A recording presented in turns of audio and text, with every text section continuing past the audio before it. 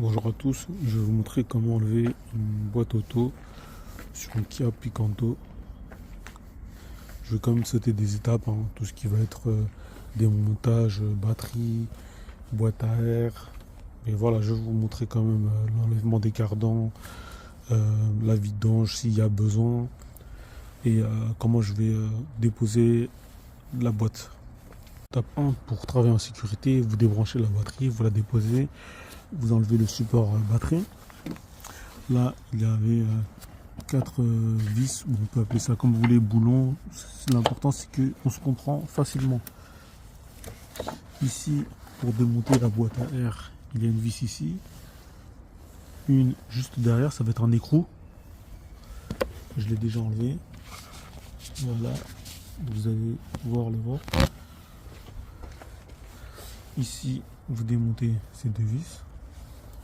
Une ici, une ici, une ici. Vous allez dévisser cette vis qui tient. Là aussi, vous pouvez si vous voulez. Ici, il va falloir prendre une pince à bec pour pouvoir l'enlever. Et là, vous pourrez enfin le déposer. Juste là aussi, il faudra le câble d'accélérateur, l'enlever par ici.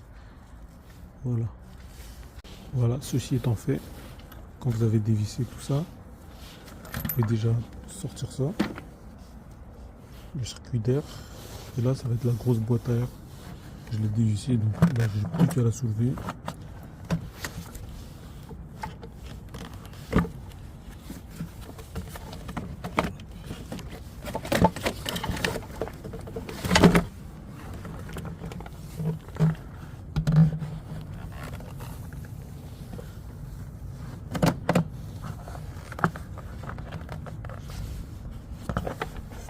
Voilà.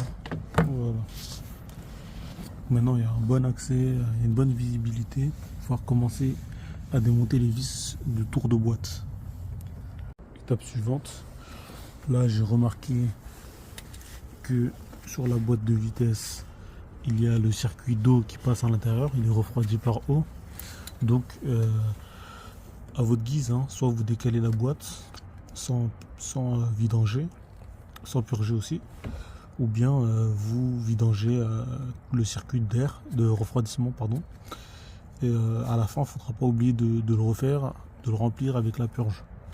Et si votre liquide il est sale, remettez du neuf, c'est mieux. Là, je me trouve en dessous du véhicule. Pourquoi je l'ai fait? Parce que j'ai une fuite au niveau du joint spi de volant moteur du vilebrequin. Il y a peu d'espace.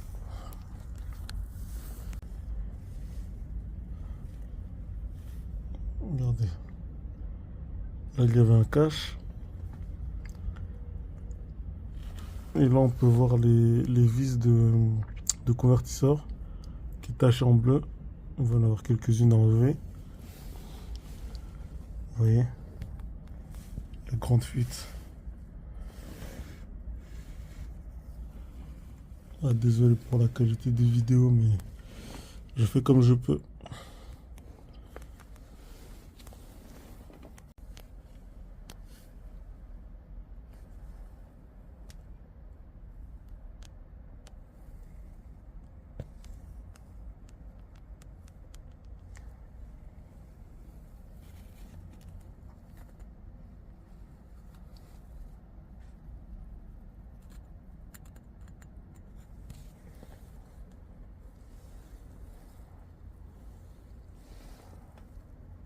Là, pour faire un maximum d'espace, j'ai décalé tout le faisceau, une grande partie en tout cas.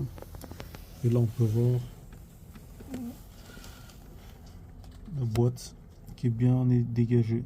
Et là, on va pouvoir travailler, enlever le démarreur qui se trouve là-bas, et ainsi de suite. Sur la boîte de vitesse, j'hésite pas à me mettre en P.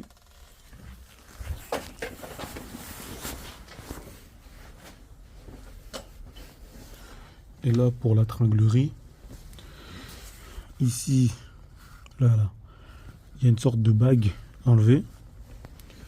Et il y a aussi ça, là, un support, une sorte de support qui est assez léger.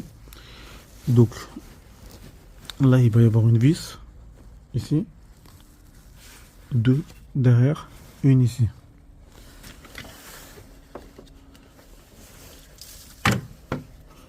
Donc ne pas hésiter à mettre du dégrippant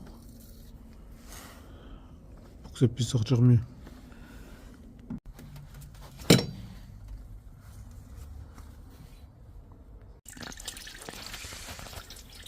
Ok, donc là, je vais mélanger le liquide de fraction pour pouvoir enlever les deux durites qui se trouvent ici, là, sur la boîte. Voilà.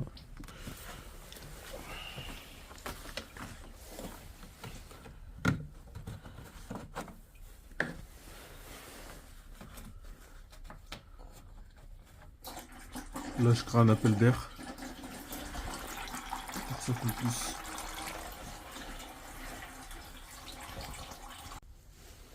Donc là, j'ai enlevé les deux durites. Maintenant, il y a beaucoup d'espace pour dégager la boîte. Une fois que vous avez tout dégagé, démarreur, les durites d'eau, fait le tour de boîte, enlevez les cardans. D'ailleurs, même le joint de sortie de boîte, vous pouvez le changer. Comme ça vous fait gagner du temps en main d'œuvre.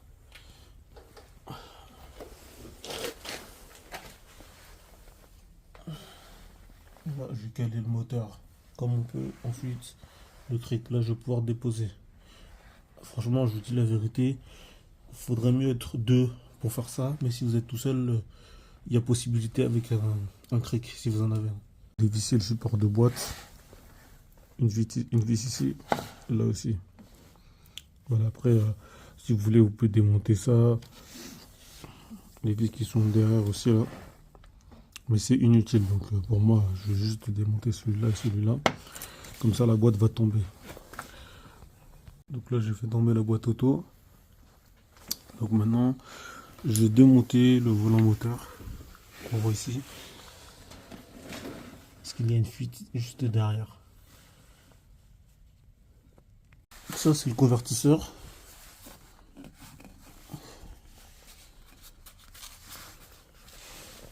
Donc là, c'est le côté du volant moteur.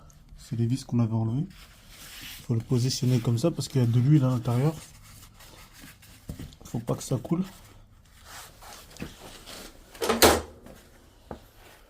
Et là, voilà, la boîte qui est totalement sortie.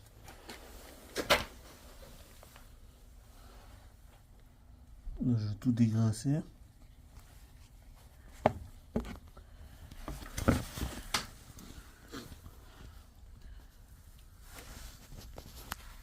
Bon, bah voilà, la fin de la vidéo.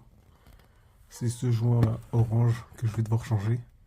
Là, on voit les limites sorties. J'espère que ça vous a beaucoup aidé. Après, ça, c'est une vidéo qui s'adresse à des bons bricoleurs. On va surtout dire des mécanos. Quelqu'un qui est un bricoleur du dimanche, ce sera trop compliqué. Mais un mécanicien, même débutant, pourra le faire.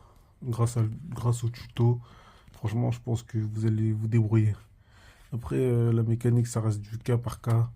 Des fois, vous allez avoir des vis qui sont dures à enlever, des cardans qui sortent pas. C'est les aléas du métier. Donc, bon courage à vous. À bientôt. Et juste après, hop, j'ai démonté la pièce sur laquelle était posé le joint SPI.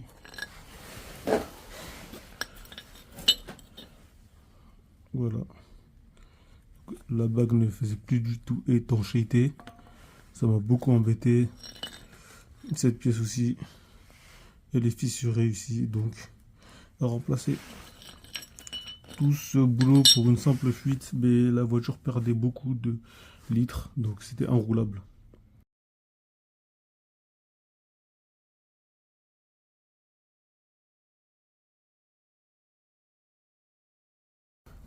Finalement, c'est pas totalement fini. Il reste encore le joint qui est ici à enlever. Vous voyez, vous pouvez gratter. Faudra le changer. Hein. Il coûte pas cher du tout.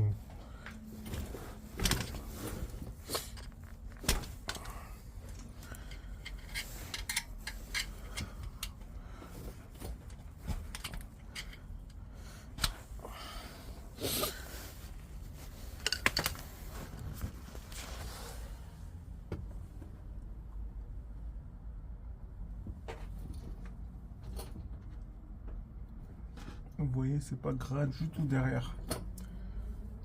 Le haut c'est sec. Tout ce qui est en bas, c'est l'huile